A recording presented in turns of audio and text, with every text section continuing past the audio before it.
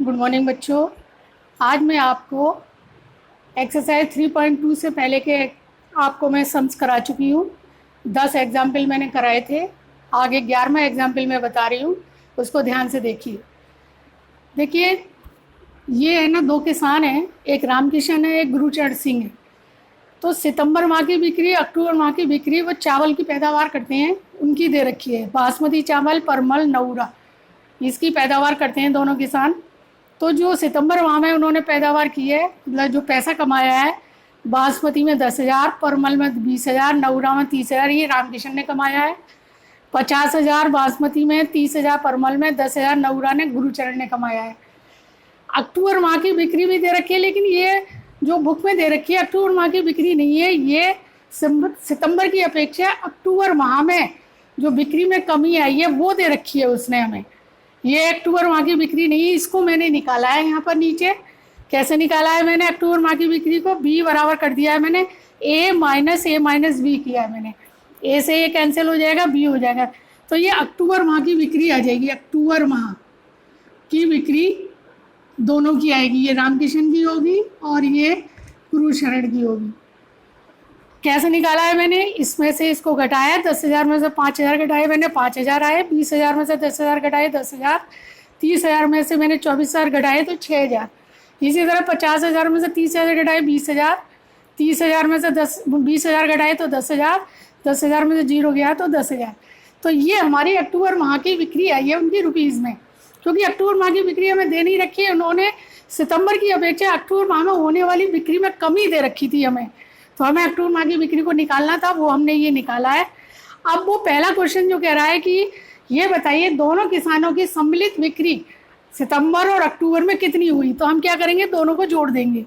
तो ए plus B बराबर कितना हो जाएगा? 10,000 और 5,000 15,000 हो जाएगा ये। 20,000 और 10,000 30,000 हो जाएगा ये। और 30,000 6,000 36,000 हो जाएगा ये। इसी तरह से 50,000 और 20,000 70,000 हो जाएगा ये। 30,000 10,000 40,000 हो जाएगा ये। और 10 20,000 हो जाएगा ये। तो इस तरह से ये दोनों की सम्मिलित बिक्री आ गई सितंबर और अक्टूबर माह की।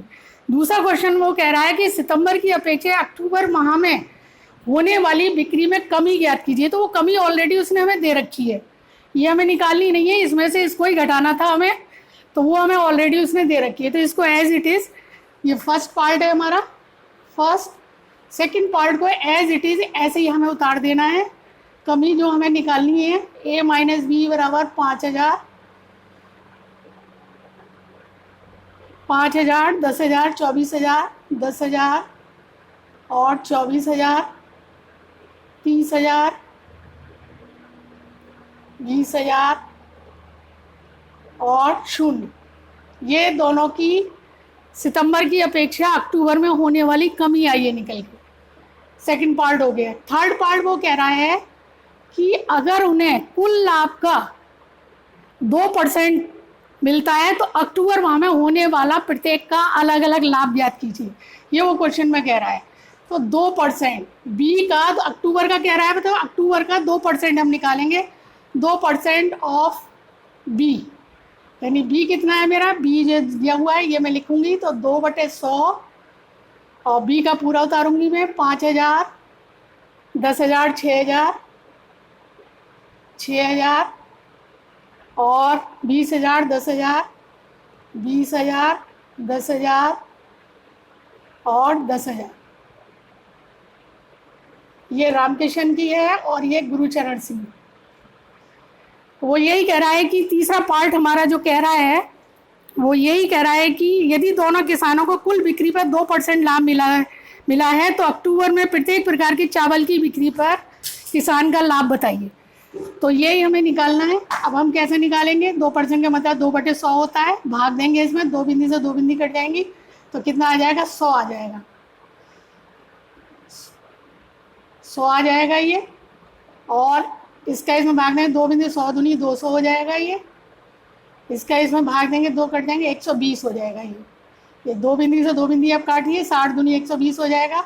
ऐसे इसमें काटेंगे, 2 बिंदी से ये 2 बिंदी कट जाएंगे तो 200 बचेगा। नहीं 200 दूनी 400 हो जाएगा, 200 का 2 में मल्टीप्लाई करेंगे तो 400। इस तरह ये 2 बिंदी कट जाएंगे, 100 दूनी 200 हो जाएगा ये, और इसी तरह से ये भी 200 हो जाएगा। तो ये दोनों का लाभ आ गया, ये रामकिशन का लाभ आ गया, ये गुरु शरण सिंह का आ गया, रामकिशन का और गुरु शरण, यही उन्होंने पूछा है, यही हमारा आंसर है। तो आशा करती हूँ बच्चों समझ में आया होगा। सितंबर माह की, अक्टूबर माह की कमी दे रखी थी उसने, अक्टूबर माह की बिक्री नहीं दे रखी थी, वो हमने निकाली है। फिर दोनों सितंबर अक्टूबर माह की दोनों किसानों की टोटल बिक्री पूछी है रुपयों में, तो ये हमने निकाली है। कमी हमें ऑलरेडी दे रखी थी दूसरे क्वेश्चन में। थर्ड पार्ट में वो कह रहा है अगर दोनों किसानों को कुल लाभ 2% मिलता है तो अक्टूबर माह में होने वाला लाभ ज्ञात कीजिए। वो हमारा ये निकल के आ गया, 2% का मतलब 2/100 होता है, और बी हमारा दे रखा है। तो आशा करती हूँ बच्चों समझ में आया होगा। अब नेक्स्ट क्वेश्चन लेती हूँ मैं।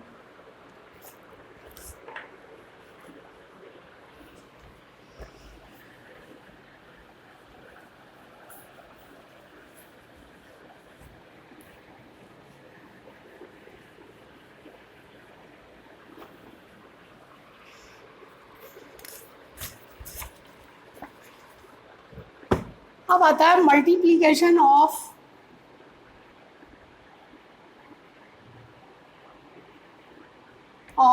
मैट्रिसेस,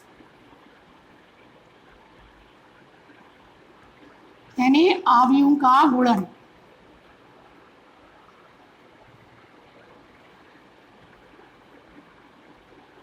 आव्यूह का गुणन का मतलब क्या है? देखिए आव्यूह का गुणन का मतलब ये है कि कब ये एग्जिस्ट करेगा गुणन, कब नहीं करेगा, इसको हमें देखना होता है। जैसे मैं कह दूं कि अगर मेरे पास 1 2 3 4 5 6 एक मैट्रिक्स है मेरे पास ए बराबर, एक है मेरे पास बी बराबर, मान लीजिए ये है, ये 2/3 की है, और एक मैं ले लेती हूँ 6 है ये, तो 5 4 3 2 6 7 ये मैंने ले ली। ये दो मैंने मैट्रिसेस ले लिए हैं, दोनों के ऑर्डर हम चेक करेंगे। ये कितने की है? 2/3 की। ये कितनी होगी? 1 2 3 3/2 की हो गई, 3/2 की। अब हमको ये देखना है कि ये गुणन जो है हमारा कब एग्जिस्ट करेगा, कब नहीं करेगा। इसके लिए हमें ये देखना होता है कि इस मैट्रिक्स का तो कॉलम और इस मैट्रिक्स की रो अगर ये दोनों सेम हैं तो ये एग्जिस्ट करेगा गुणन, मल्टीप्लिकेशन एग्जिस्ट करेगा, अन्यथा नहीं करेगा। अगर मैं इनको एक साथ लिखूँ 2/3 इंटू 3/2, तो देखिए आप ये दोनों का कॉमन है। अगर ये कॉमन आता है तो ये मल्टीप्लाई एग्जिस्ट कर रहा है। तो कैसे करेंगे मल्टीप्लाई? ए बी बराबर, देखिए ध्यान रखना पड़ेगा हमें, जैसे जनरल में मैंने बता रखा है आपको, A11 A12 A13 A21 A21 A22 A23 और A31 A32 A33, ये होता है हमारा। इसका मतलब क्या है? पहली रो पहला कॉलम, पहली रो दूसरा कॉलम, पहली रो तीसरा कॉलम, दूसरी रो पहला कॉलम, इसी तरह से। अब सबसे पहले हम क्या करेंगे? पहली रो से पहला कॉलम लेंगे ये, तो पहली रो का पहले कॉलम में मल्टीप्लाई करेंगे, क्या हो जाएगा? 1 इंटू 5, जोड़ते चले जाएंगे। सेकंड का इसमें करेंगे प्लस 2 इंटू 3 प्लस 3 की 6 में करेंगे 3 इंटू 6। अब सेकंड रो की सेकंड कॉलम में करेंगे, इसी फर्स्ट रो की कर लीजिए आप सेकंड कॉलम में, तो 1 into 4 plus 2 into 2 plus 3 into 7, ये आ गया। अब सेकंड रो की फर्स्ट कॉलम में करेंगे, इसकी फर्स्ट कॉलम में करेंगे, तो 4 into 5 plus 5 into 3 plus 6 into 6। इसकी सेकंड कॉलम में करेंगे 4 into 4 plus 5 into 2 plus 6 into 7, ये आ गया। तो आपने देखा A11 पहली रो पहला कॉलम, तो पहली रो पहला कॉलम के ये आ गए सारे हमारे। फिर A12 पहली रो सेकंड कॉलम, वो ये आ गए थर्ड है नहीं इसमें हमारा, तो 2 कॉलम तक लेंगे। इसी तरह A21 second row first column, second row second column, तो ये सेकंड कॉलम तक थे, यहाँ आ गए। अब एक चीज़ मैं और बताती हूँ आपको, जो शेष बचेगा 2 और 2 बचा, यानी 2/2 की मैट्रिक्स हमें प्राप्त होगी। इस बात का आप ध्यान रखेंगे, जो शेष बचेगा उसकी मैट्रिक्स हमें मल्टीप्लाई करके प्राप्त होगी। तो ए बी बराबर कितना हो जाएगा? 5 प्लस 6 प्लस 18 और ये हो जाएगा 4 + 4 + 21। इसी तरह से ये हो जाएगा 20 + 15 + 36, ये हो जाएगा 16 + 10 + 42। जोड़ देंगे इन सबको तो ए भी बराबर हो जाएगा हमारा 18 में 24 और 5 29 हो गया। और ये 21 4 25 4 29, ये भी 29 बन जाता है। और ये हो जाएगा 6 5 11, 3 और 1 4 और 2 6 और 1 7, 71 हो जाता है।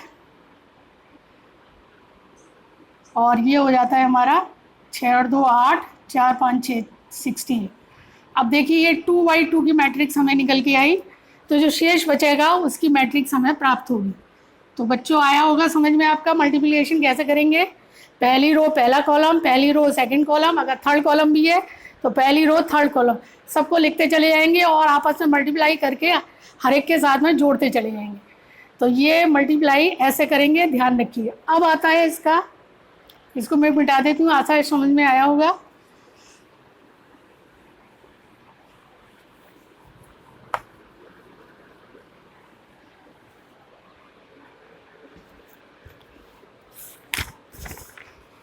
अब इसी का एग्जाम्पल 12 लेती हूँ पहले मैं। एग्जाम्पल 12 में दिया हुआ है, यदि a बराबर 6 9 2 3 ये दिया हुआ है, और कह रहा है b बराबर दे रहा है वो 2 6 0 7 9 8, तो वो हमें ज्ञात करवा रहा है ए बी ज्ञात करिए, ए बी ज्ञात करवा रहा है। तो सबसे पहले हम यही देखेंगे, क्या ये एग्जिस्ट करता है, क्या ये गुणन एग्जिस्ट करता है। तो हम सबसे पहले इनका ऑर्डर देखेंगे। ये 2/2 का है और ये 1 और 1 2 2/3 का है। कॉलम मेरे कितनी है, 3 है, तो एग्जिस्ट करता है। ये 2 आ रहा है, इसका भी 2 आ रहा है, इसका मतलब ये दोनों कॉमन है और शेष बचेगा 2 और 3, यानी 2/3 की मैट्रिक्स हमें प्राप्त होगी। तो चलिए गुणा करते हैं। ए बी बराबर पहली रो पहला कॉलम, तो 6 × 2 + 9 × 7, पहली रो सेकंड कॉलम 6 × 6 + 9 × 9, पहली रो थर्ड कॉलम 6 × 0 + 9 × 8। जल्दबाजी नहीं करनी चाहिए गुणन मल्टीप्लिकेशन में, आपको एक बार चेक कर लेना चाहिए कहीं मैं गलत तो नहीं कर रहा हूँ। पहली रो पहला कॉलम 6 × 2 + 9 × 7, पहली रो सेकंड कॉलम 6 × 6 + 9 × 9, पहली रो थर्ड कॉलम 6 × 0 + 9 × 8। अब second row first column 2 × 2 plus second row first column 2 × 2 + 3 × 7, second row second column 2 × 6 + 3 × 9, second row third column 2 × 0 + 3 × 8। ये आया हमारे पास। सॉल्व करेंगे इसको। 12 + 63 और 36 + 81 और ये 0 हो गया, 72 आ गया। यहाँ हो गया 4 + 21 और यहाँ हो गया 12 + 27 और ये हो गया 24। बस जोड़ देंगे सबको, कितना हो जाएगा 5 6 और 1 7 और ये हो जाएगा 25। इधर आ जाएगा 6 और 1 7, 8 और 3 11 117, 7 और 2 9 और 2 और 1 3 39 और ये हो जाएगा 72 और 24। अब देखिए किस ऑर्डर की प्राप्त हुई है, हमें 2/3 की मिलनी चाहिए। 1 और 1 2 1 2 3, 2/3 की मैट्रिक्स हमें प्राप्त हुई है। आंसर चेक कर लेते हैं इसका। 75 117 72 25 39 24 सही है बिल्कुल। तो ये हमारा आंसर हो जाएगा। अब बच्चों ये कोई ज़रूरी नहीं है कि अगर ए बी एग्जिस्ट कर रहा है तो बी ए भी एग्जिस्ट करे, यानी बी ए की भी मल्टीप्लाई हम कर सकते हैं। अगर मैं इसको देखूं बी ए करती हूं मैं अगर, तो क्या ये एग्जिस्ट करता है, कैसे करेंगे, क्या ये एग्जिस्ट करता है। बी ए देखती हूँ मैं, बी ए करता है नहीं। देखिए बी ए, तो पहले मैं बी लिखूंगी 2 6 0 7 9 8, सॉरी बी लिखूंगी पहले मैं और फिर मैं लिखूंगी ए 6 9 2 3। तो ये कितनी होगी, 2/3 की है ये मेरी, और ये 2/2 की है। तो इसका ये कॉलम और इसकी रो दोनों कॉमन नहीं है। इसका मतलब क्या है, ये मल्टीप्लिकेशन एग्जिस्ट नहीं करता, तो इसलिए हम BA नहीं निकाल सकते। तो मैंने यही बताया कि ये ज़रूरी नहीं है कि अगर A भी निकल आए तो BA भी निकल आए, तो इसलिए हमें ये देखना होगा क्या ये एग्जिस्ट करते हैं नहीं करते हैं। तो यही मैंने इसको समझाया है इसमें आपको कि कब कब हमें ये एग्जिस्ट करेगा मल्टीप्लाई। चलिए अगला क्वेश्चन लेते हैं।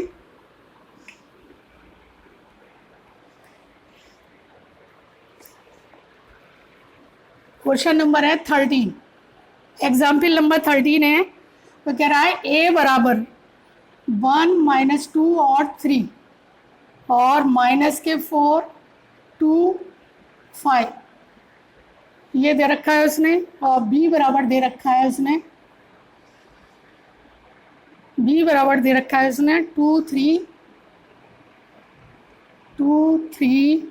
4 5 2 1 ये दे रखा है उसने। तो वो कह रहा है AB और BA ज्ञात कीजिए। AB तथा BA ये हमें ज्ञात करना है। तो देखिए ये कितने ऑर्डर की है, 1 और 1 2 और 3, 2/3 ऑर्डर की है, 2/3। ये 3/2 की है। आप देख रहे हैं 1 2 3 रो है हमारी और 2 कॉलम है, 3/2। तो मल्टीप्लिकेशन संभव है हमारा, दोनों कॉमन आ रहे हैं, इसलिए AB हम निकाल सकते हैं। तो AB बराबर कितना हो जाएगा, वही जैसा मैंने बताया फर्स्ट रो फर्स्ट कॉलम, तो हो जाएगा 1 × 2 प्लस ये -2 है, इसका ध्यान रखेंगे, -2 × 4 प्लस 3 × 2। फिर first row second column 1 × 3 plus -2 × 5 plus 3 × 1। Second row first column -4 × 2 plus 2 × 4 plus 5 × 2। Second row second column -4 × 3 plus 2 × 5 और प्लस 5 × 1। ये मल्टीप्लाई। बच्चों मल्टीप्लाई करने के बाद एक बार दोबारा चेक कर लेना चाहिए कहीं हमने कोई एलिमेंट गलत तो नहीं लगा दिए मल्टीप्लाई में, इसलिए। तो अब इसको हम सॉल्व करेंगे, एक बार चेक कर लेते हैं। 1 × 2 plus -2 × 4 plus 3 × 2, 1 × 3 -2 × 5 plus 3 × 1, -4 × 2 plus 2 × 4 plus 5 × 2, -4 × 3 plus 2 × 5 plus 5 × 2। सही लिखा है हमने बिल्कुल। सॉल्व करेंगे 2 - 8 प्लस 6 और ये हो जाएगा -8 प्लस 8 और प्लस 10। यहाँ हो जाएगा 3 -10 प्लस 3 और -12 प्लस 10 प्लस 5 ये हो गया। तो 6 और 2 8, ये तो कैंसिल ही हो गया, तो ये तो हो गया 0 और ये 8 कैंसिल हो गया, तो यहाँ आया 10, यहाँ आया 6 जाएंगे तो -4 और यहाँ 3 आ गया। तो देखिए 2/2 की मैट्रिक्स हमें प्राप्त होनी चाहिए, तो ये 2/2 की मैट्रिक्स हमें प्राप्त हुई है। तो ये मेरा आया था AB निकल के। अब निकालना है मुझे BA। आंसर चेक कर लेते हैं इसका। 0 - 4 10 3 सही आया बिल्कुल। अब इसका BA निकालते हैं। तो बच्चों आशा है समझ में आ रहा होगा। अब इसका सेकंड पार्ट लेते हैं।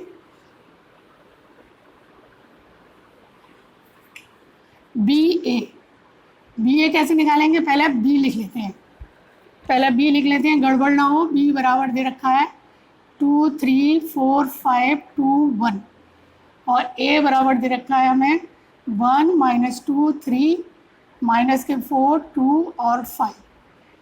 तो BA ये कितने की हो गई, 3/2 की हो गई और ये 2/3 की हो गई। तो ये एग्जिस्ट करता है, AB भी एग्जिस्ट कर रहा है, BA भी एग्जिस्ट कर रहा है हमारा, क्योंकि ये दोनों कॉमन आ रहे हैं। 3/3 की हमें मैट्रिक्स प्राप्त होगी। तो BA बराबर कितना हो जाएगा, BA वही पहली रो की फर्स्ट कॉलम में 2 × 1 प्लस 3 × -4, ये ब्रैकेट में ही लगाना जैसे कि गड़बड़ ना हो।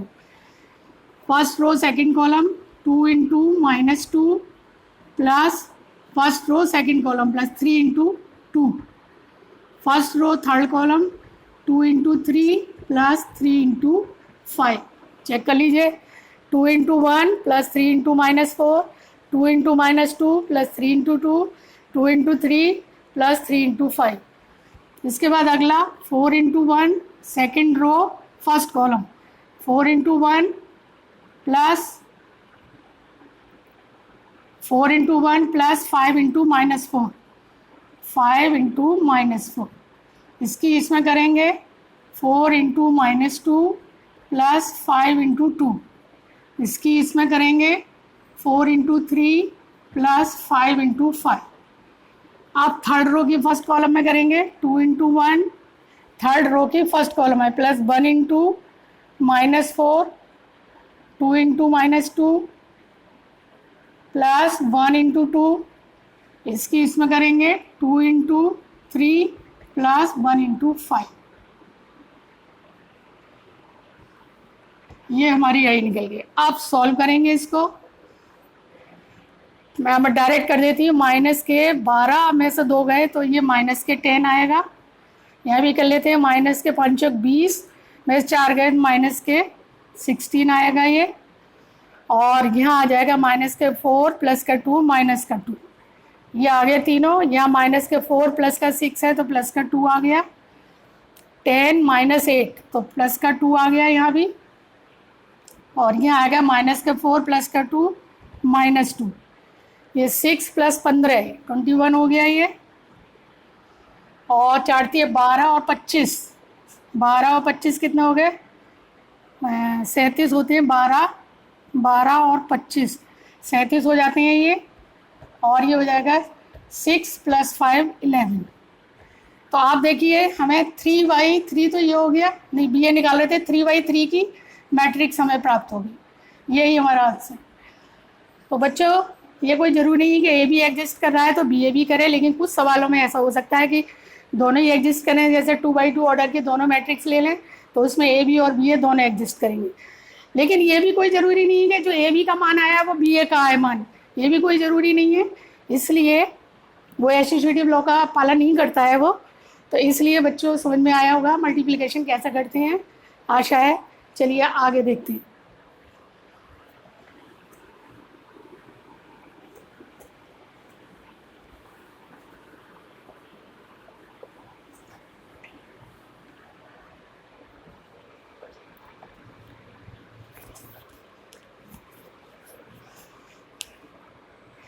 अगला क्वेश्चन कह रहा है, एग्जाम्पल 14 है हमारा।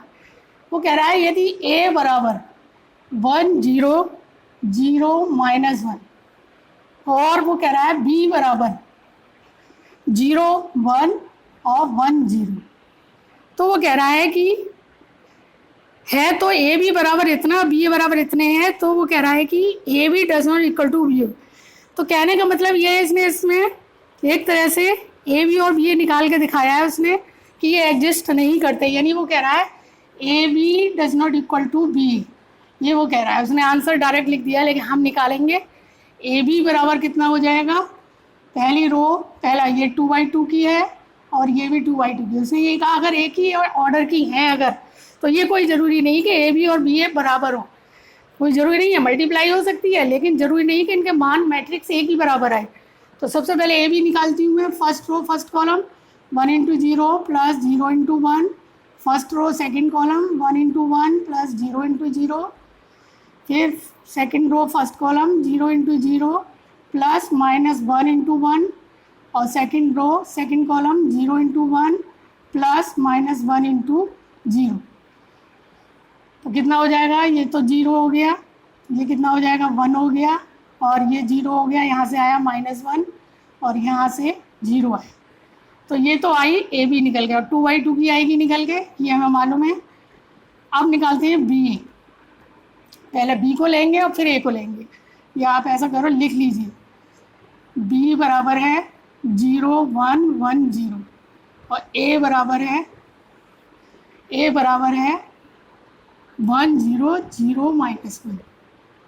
अब बी ए निकालते हैं हम, तो बी ए बराबर हो जाएगा हमारा first row first column 0 into 1 plus 1 into 0, फिर 0 into 0 plus 1 into -1, first row first column 0 into 1 plus 1 into 0, first row second column 0 into 0 और plus 1 into -1। First in second row first column 1 into 1 plus 0 into 0, 1 into 0 plus 0 into -1।